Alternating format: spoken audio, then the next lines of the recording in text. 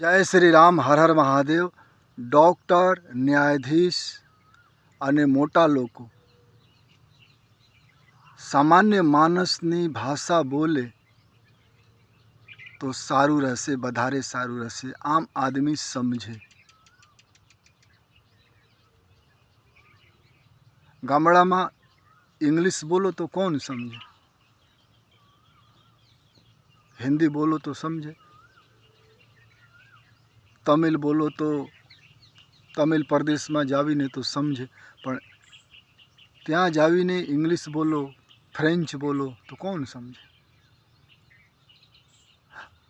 મહાન માણસ ઇંગ્લિશ બોલે તો મહાન નથી, ગરીબ માણસને સમજાવી શકે એની ભાષામાં એ મહાન માણસ છે। ગરીબ માણસને સમજાવી શકે, અભણ માણસને સમજાવી શકે તો મહાન છે। અને તમે અંગ્રેજીમાં સમજાવો તો શક જાવે, ડાઉટ।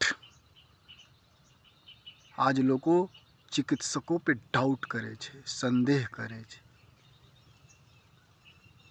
પૈસા તો વધારે નથી લેતા।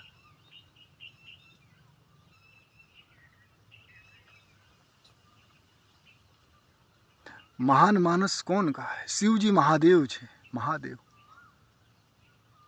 ગરુડાજ પક્ષી આવે છે, મને રામ કથા સંભળાવો, ત્યારે કહે છે તમે કાકભૂસુંડજી પાસે જાઓ તો ઉમાજી કહે છે તમારાથી શ્રેષ્ઠ તો કોઈ કથા કરી નથી શકતા જગતમાં રામકથા, પછી તમે શું કામ કાકભૂસુંડજી પાસે મોકલો છો? ત્યારે કહે છે સમુઝહી ખગ ખગ કે ભાષા। કાકભૂસુંડજી સરસ રીતે રામકથા સમજાવી શકે છે ગરુણજીને, કારણ બે એક ભાષા બોલે છે। તમે જે પ્રદેશમાં રહો એ પ્રદેશની ભાષા થોડા બહુ શીખી લો તો પ્રેમ મળે, એકબીજાથી જોડે। મહાન મનુષ્ય નથી અંગ્રેજી બોલતા હોય તો મહાન છે, નહીં। સામાન્ય માણસની ભાષા બોલે તો સારું રહેશે અને લોકો વંદન કરશે।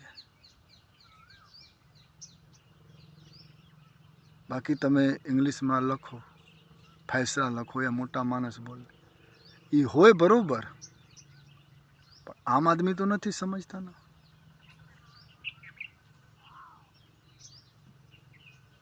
આમ આદમી સમજવા જોઈએ।